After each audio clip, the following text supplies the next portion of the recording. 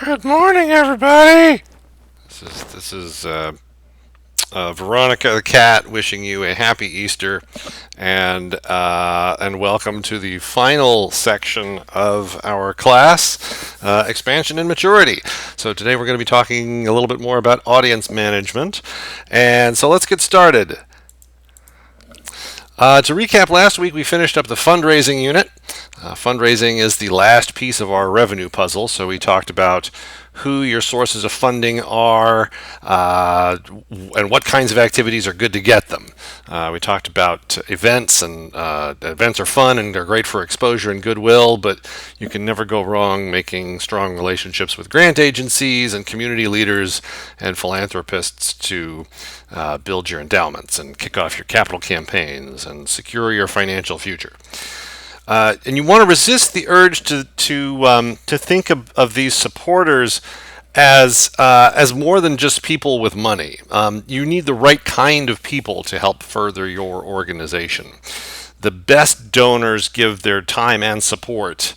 In addition to writing a check, it's easy to write a check. The donors who matter most are the ones who do more in service of your mission, and that's where your development and your advancement officers shine, is bringing those people a greater understanding of the importance of your organization. The milestone, the fundraising milestone, is due on today, Monday, at midnight. So make sure you get that in. And we also talked through the final project. The final project is a lot. I understand that. So I am only going to be assigning participation quizzes and short homework assignments from here on out. So just make sure that you complete them, because the material is super important and it may inform some of your what you put in your final presentation, especially the section on advocacy, which really is going to focus on the live presentation skills section of the final. And then volunteers and educational programs might factor into your mission statement and your SWOT analyses. So make sure you go through those.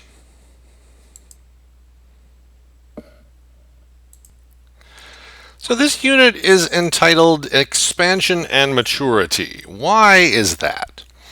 Well, the astute among you will remember that these are the final stages of organizational growth, the final phases of organizational growth. And as young, enthusiastic, energetic neophyte theater managers, you might not know that as you get older, you feel more of a drive to connect with the world around you, and to build your community and have this sense of belonging to something greater than yourself. And it becomes stronger as we get older, because we start to realize that our time on this planet is finite. And as a business, which is a separate legal entity, it's our child that we have created, it has these same goals as it grows through time.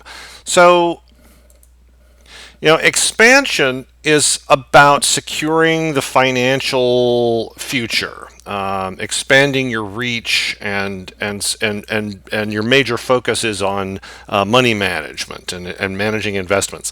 So the focus is fundraising, like in our previous unit, but also positioning yourselves within, or positioning the company within the community. And maturity is about the organization controlling the world around it and making as few changes as possible, but still remaining relevant. The company has achieved its growth targets, and now it's all about just making sure that the status quo is maintained. So that starts in the in the organization itself, and looks at the business environment. But the leaders are making these kind of incremental changes to control their world, their environment in which theater is taking place. And it starts in the theater and the building and the parking structures, and it expands out to the community at large, where we hope we're going to get volunteers and businesses promoting us, and we want to educate these people, the businesses and our patrons, as to the worth of our organization. And up to the government that makes the rules that we all that affect all of us, individuals and businesses. So that's kind of the structure of this final section. We're going to talk about these things that we do to control our future as an arts organization, in terms of house management, community and government, and then education. So let's get into house management. Today we're going to build a little bit on the passion and community and location classes from the first unit, because we've seen a lot more aspects of how to run a theater since then that can have big impacts on our audience. So the first thing that we're able to control is that we can control about the impression that we give is the impression that the audience gets in the venue. And we do that through three basic mechanisms. There's the box office, which is the people and the web and the mobile-based systems that enable the public to buy tickets. The front of house, which is the area in the theater that the audience has access to. So, what are the seats? Are the seats comfortable? Is the auditorium, clean? The lobby, the bathrooms, the foyer, the entryway, and then even to the entrance into the theater. I've got this diagram of the Duke Energy Center, and everybody parks here or here or here, and they got to get across the street somehow, and this is kind of a far walk. So how do you deal with that? And the third piece is concessions. So people need food, and so that's an important part of controlling the impression that the audience gets. House management, you guys have done a little bit of this. You've done a lot of it throughout your time at Peace. But just know that house management is not just let's hand out programs to people. It's our opportunity to help in the conversion process. We talked about marketing, and remember the your maybes. And one of the big things for them is eliminating barriers to entry, and that's what the front of house staff is doing. Is making sure that it's that it's easy to get to the seats and they have a comfortable experience when they're there. So marketing has gotten some of these maybes to come into the door. So we have to keep the momentum going as house managers by making sure that we keep those barriers to entry out of the customer experience. So it's been said that you never get a second chance to make a first impression, and the ticket sales experience is that first impression. So it's the first interaction between a patron and the theater, and whether that's online or in person at the box office, it is a huge opportunity for us. Not only is it a huge opportunity to control that experience and that interaction, but also it's a great opportunity to gather ongoing data about our patrons, including contact information. At Peace, we've built a really good-sized email marketing database from our use of Ticket Leap, and it's driven steady increases in sales because we're able to market to that group. We're also able to see how often how often they have purchased, and we can identify these people. And when integrated with email, it can serve as a customer service management tool as well. There are a lot of systems available with different features, and I've got this is also from our first unit on this passion community location. These fees have not gone anywhere since then. So they all have different features. Some of them, the main function is to sell tickets and track seating availability, but optimally you can set up additional survey questions. How did you hear about the show is a valuable one, but you can often track that through if you have a tracking system in place, so like Google Analytics or Omniture. Actually, I think they call that Site Catalyst now. So hopefully the system allows you to place your particular web tracking code on the site so that you can see the sources and you can optimize your ad campaigns, that sort of thing. Only a few of these do subscriptions and season passes well. Ticket Leap is not one of those. So look carefully if that's going to be an important consideration for you. So so tickets are all about generating some revenue also. So let's introduce a term that we haven't covered yet, NAGBOR. This was mentioned, I think, one time in the book, and then they didn't define it, so I'm going to define it now. It's net adjusted gross box office receipts. And net adjusted just means that they've taken out all the processing fees and the facility fees and postage and handling and that sort of thing. So when calculating NAGBOR, I'll just go through this really quick. So you might want to, in making your decision between which ticketing system you want to use, you want to determine which one's cheapest.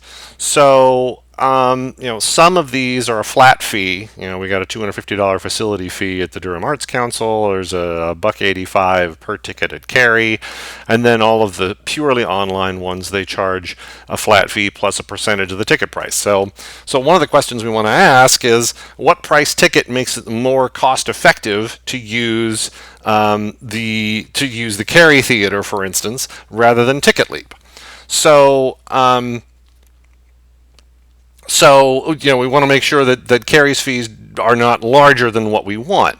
So what we want to know is what ticket price, at what ticket price will the processing fees be greater with TicketLeap? So you just churn that through, and so when is Cary Theater less than TicketLeap, basically? So when is $1.85 less than $1 plus 5% of the ticket price? Let X equal the ticket price. And then you just churn that through, and what we come up with is if we charge more than $17 a ticket, we should probably use the Cary Theater. Which makes total sense, which is why for our tickets, which are all less than $15 a pop, we go with TicketLeap instead of going to Cary. Also because who wants to go to Cary if you're doing a show at William Peace University? Second part of managing the audience is after you sold them a ticket, they got to come to the theater. So that's where house management comes in. House management is really your customer service division. They're in charge of making sure that the audience has a very safe and enjoyable experience. The house manager ensures various things, and make sure that the staff is executing on these. That the areas are well lit, that the lobby and the public areas are well lit, and that they're clean and cleaned regularly. Make sure that we have adequate concessions and programs, so they're responsible for procurement. Signage, that may be required by union regulations, actually. So it's not just directions to the bathroom, but in union productions, you need to have a lobby card with the names of everybody in the show. And if there are understudies, the house manager is going to be responsible for making sure that they know that. House seats, most houses have a block of really good seats to use to resolve duplication issues in ticketing, and the case study in the book kind of goes into one of those scenarios. But the house management can release those seats to the box office if shows get sold out. With all organizations, a process is only as good as its handoffs. When you hand control from one group to another in executing the process, the house manager is the representative of the theater and the show when the audience is not in their seats. So once the house manager feels like the audience is appropriately seated, they can hand off control, and typically do hand off control to the stage manager. So that communication has got to be pretty tight. The stage manager needs to know what's going on in the house. The house manager needs to know what's going on when intermission happens, if there's any extenuating circumstances that have happened on stage, that sort of thing. So that kind of communication and making sure those handoffs happen cleanly is very important. They also have to deal with emergencies. You never know when somebody's going to have a heart attack in the audience or injure themselves. You have to handle these kinds of routine interactions with the audience. Communication is going to be really key in this, and that's not just speaking, but also listening, doing that kind of active listening. When you understand your patrons' needs, even in a small, acute kind of case, if somebody just needs to find a bathroom and you're able to give them that information quickly, that makes happy customers. So understanding people's needs is key to that. The third piece of the house management experience is concessions. And we said in the first unit that food is the ultimate community builder, and so therefore there's a huge place for it in the theater. It builds community, and it makes people happy. Unfortunately, as a business model, selling overpriced candy and soda twice a day for a grand total of 45 minutes is not really a great business model. It's not a way to get rich. It's time limited, and you're not going to make a lot of revenue. So it really is. The strategy behind concessions is to offer it as a courtesy and not as a revenue stream. Although it is a decent revenue stream. So as a theater organization, you need to decide on what your policy is and just what you want to do to support it. The alcohol. Let's talk a little bit about alcohol. Serving alcohol is tricky. The licenses, there's something decadent about sipping wine while you watch people work and sweat on a stage, which is cool. But the licensing is, getting a business license or getting an alcohol license is sometimes costly. Also, alcohol is a natural depressant to kids, so don't, if you want to make people sleepy in the theater, maybe not might not be a good thing. Slows down the nervous system, relaxes muscles. You will need liability insurance if you decide to serve alcohol, and if a patron injures themselves or others even after they leave the theater and are intoxicated. Also, if you don't own your own theater building, you have to know that buildings have policies on the sale and consumption of alcohol as well. So some theaters limit consumption of products to the foyer, and that's to protect seating and the floor. They also may have rules about what kinds of concessions to offer. Popcorn smells like popcorn, and ice cream.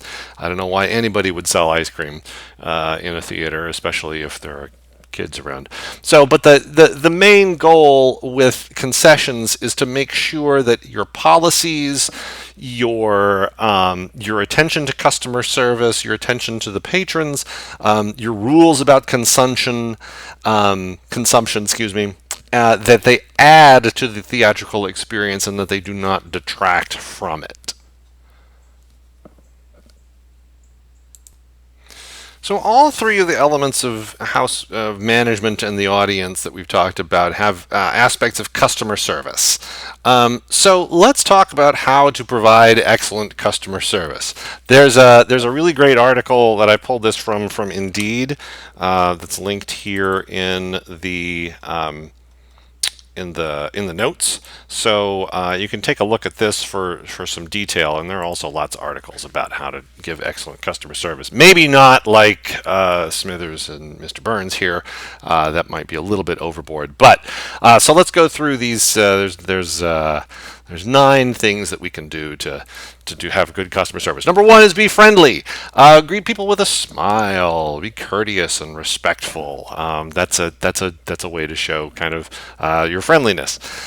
Responding in a timely manner. On the phone, if you're ever having to talk to somebody on the phone or via email, you want to get back to them within 24 hours. That's a good ballpark number.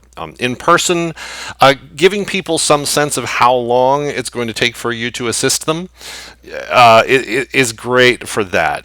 Even the lines at Disneyland or at amusement parks, they tell you, there are signs that actually say, wait time is 60 minutes. If I knew that I had to wait an hour, if I didn't know that I had to wait an hour for a ride, I would just be really, really furious by the time I got to the front. But it's studies showing that knowing somebody is going to be with you, or that how long the wait is going to take, it gives the customer a sense of control, and we know how important control is. Control makes you feel better about a situation. Control is good. So giving people some expectation of how long it's going to take and responding in a timely manner is a good thing for customer service. Knowing your product and your service. Know where the bathrooms are. Know where the coat check is. Know where the individual seats are. And if you don't, know where you can go for help and answers to those questions as quickly as possible. Listening. Listen to your customers. Listening allows you to understand what the customer needs from you.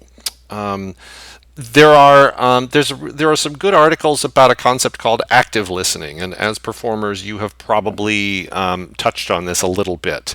Active listening. A couple of ways that you do this in real life are restating what you have heard or paraphrasing what the other person has said. Oh, so you are looking for the bathrooms. Just knowing that makes people feel good that you understand what their problem is. Asking specific questions, sharing a similar experience. Oh, I know it's difficult to find the bathrooms in this place sometimes. Displaying empathy with a problem. So if you're able to listen to your customers and you can demonstrate an appropriate response, that makes them feel good. Saying thank you. Customers remember sincere gratitude. As an usher or a house manager, you are an extension of the company. So the show is glad that the customer saw it. When you say thank you, it's a more global sort of expression of appreciation that the customer is getting. Getting to know your customers. Surveys are a great way to do this on sort of from sort of a marketing perspective. Social media platforms, they give insights into what customers like. It's pretty easy actually to track what people are doing and what your audiences are doing. As an usher, though, you might want to just limit this to knowing where their seat is. As a theater manager, though, you can mine data from all of your various systems, the ticketing system and your web tracking system, to know more about who your customers are and what they're interested in. Feedback. Ask for feedback. Asking for feedback and acting on it shows that you care about their opinion and you want to be helpful. Acting on the feedback is really, I'd say, probably even more important. If you can demonstrate that you have listened and that you have responded to people's concerns, that is pretty critical. And finally, focusing on relationships. Marketing is all about building those relationships, right? And that circle of life to create advocates. A positive relationship with customers helps you ensure their return business. So if you're able to greet people if you get to the point where you know your top customers and you can greet them by name when they walk in the door, all that does is it perpetuates the cycle, which is great. So all of these things allow an organization to put customer service into their regular day-to-day business process and maintain customers. How do you know that your customer service efforts as an organization are working and working well over time? Well, here is a thing that you have probably seen in every other email that you've gotten from a retailer. It's usually an email that comes to you and it says, on a scale from 0 to 10, how likely are you to recommend us to your friends? Well, this is a one-question survey that is kind of it's a great litmus test as to how your business is doing from a customer service perspective, and it's called the Net Promoter Score. Whether or not somebody is willing to recommend you to a friend is the single greatest metric that we have to measure business growth potential. So by calculating the Net Promoter Score for an organization, organizations can measure it over time to see how the net results of their business efforts are engaging the public. So how does Net Promoter Score work? Well, the first thing you want to do is you've got your scale of 0 to 10, and you divide your respondents into 3 groups. The promoters, the detractors, and your neutral people. So your promoters, these are people who are extremely likely to recommend you. They've answered 9 or 10 on this survey. These are enthusiastic customers. They are likely to stick with you and be an advocate. Again, back to the circle of marketing life. Your detractors are not likely to recommend you. They didn't have a good time. Because they're not likely to recommend you, they're likely to leave you, and they might discourage others from coming too. So the goal is to have as many promoters as you possibly can and as few detractors as you possibly can. You will have some, but we want to keep that number down. And then the neutrals. Now, neutrals have answered a 7 or an 8. on this question. They are what we call passively satisfied with the company, but their loyalty is wavering. Which means that they are susceptible to competition, both through other theater companies or alternative forms of entertainment. So the way that you calculate your net promoter score is you take, it's basically just a percentage of the number of promoters you have minus the number of detractors, divided by the total number of respondents. And then we multiply it by 100 so that we get a percentage of that. And that is how you calculate net promoter score. Here's a sample of the net promoter score in action. And so here's an example calculation here. So imagine that your theater company for 2018, back 2 years ago, they did a survey and they sent out an email to all of their subscribers, and they said, on a scale of 1 to 10, how likely are you to recommend this theater company to your friends? And these were the responses we got back. We got 563 people responding, and this is how their scores broke down. We had 42% of people gave us a 10, which is great, 238 people. And we only had 9 people who really did not have a great time at our show, and everybody else kind of fell in here. So what's our NPS? So what we do is, going back to the calculation, it's your promoters, and we had 318 total promoters who gave us a 9 or a 10. We subtract out the detractors, so everybody who's 0 through 6, and we divide that by the total, which is 563. Multiply that by 100, and we get our net promoter score of 43.7.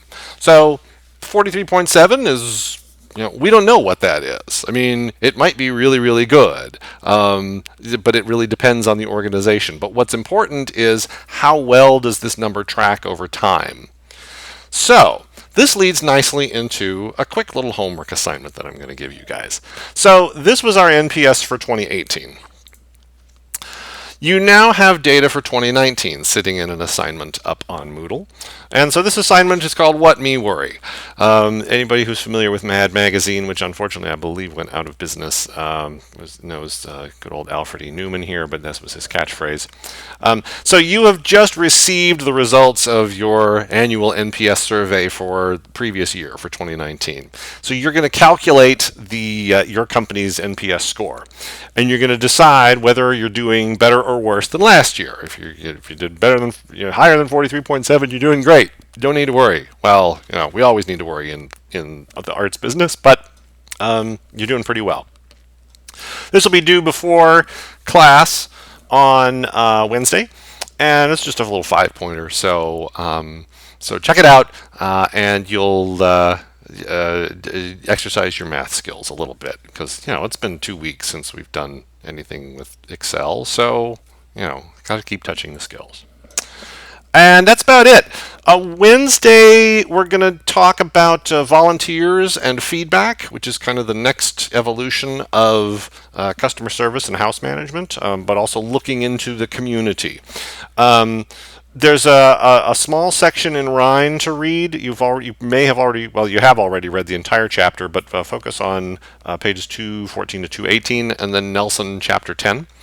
We also have a surprise special guest, which I'm very excited about, and she's going to be talking about aspects of coordinating volunteers in an organization. Caroline Farmer is the director of the North Carolina Commission on Volunteerism and Community Service. She runs AmeriCorps also for North Carolina.